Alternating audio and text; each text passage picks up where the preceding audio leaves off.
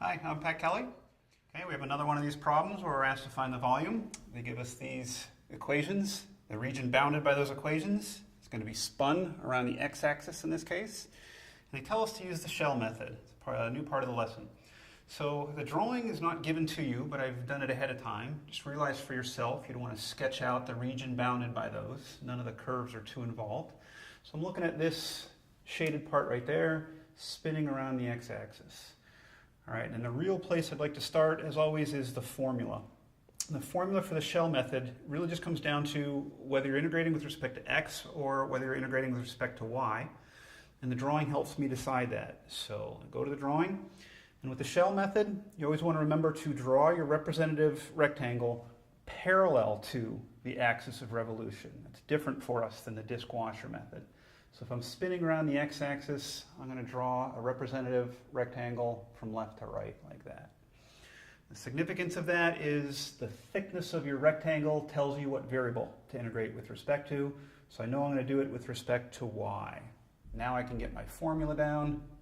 2 pi integral from c to d, p of y, h of y, dy. So by getting that formula down correctly to start, that actually even draws my attention to something. We need functions of y. For whatever's going on the inside of this integral, I need functions of y.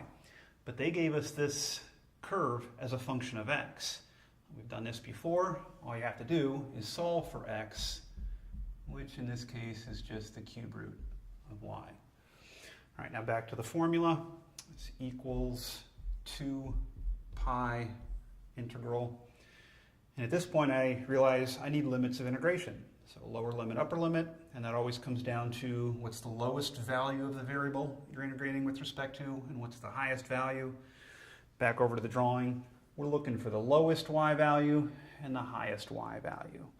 Those would come from these intersection points, which if you have to do some algebra, you can get these coordinates. But in this case, it's pretty clear that that's going to be 0, 0. And this corner point up here is going to come from x equaling 2, y would equal 8. Remember, they gave us y equals 8. That's where that top line came from. So back to our limits of integration, the lowest y value is 0. The highest y value is the 8. Okay, inside the integral in this formula, p of y, that's the radius of the little shell slice that you'd end up creating. So what you have to picture is, back to the drawing, the representative rectangle, we would spin around that x-axis, so the radius is going to be from the center, which is where you're spinning, to that rectangle. We're looking for the space between my two hands. Okay, so that distance is a y value. How far up you are from the x-axis is always just a y value. So my p of y here is just y.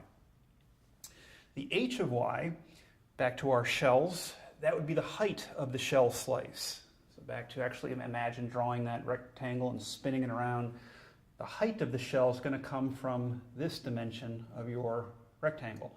So in my drawing, I'm looking for this distance from the y-axis to the top of my rectangle, which of course lies right on that curve.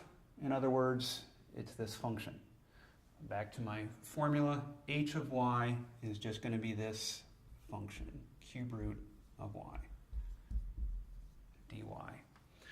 That's the setup. Now let's actually evaluate. So this equals 2 pi still, 0 to 8 still, and this looks like I would simplify to 4/3 power dy. Okay, now we'll actually do the integration.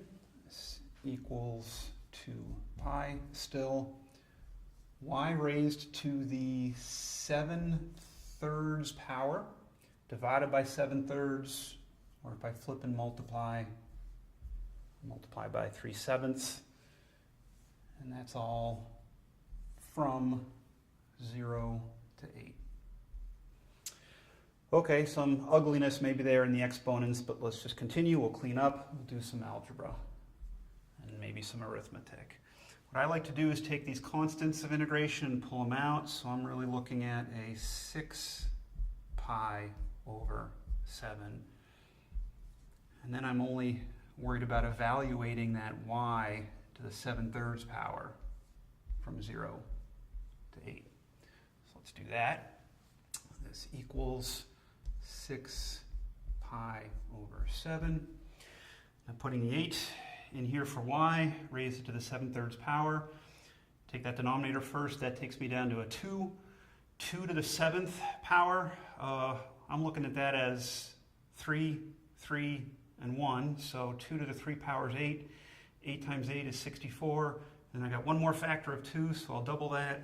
I'm looking at 128. I guess we could always resort to a calculator if we want.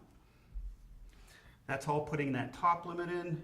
The bottom limit of 0, at least they were nice to us there. That's 0 without a calculator. And then I'll just finish off one more step. 6 times this 128, I'm looking at 6, 7, 20, 768 pi over 7. That's my final answer. Thanks, and hope that helped.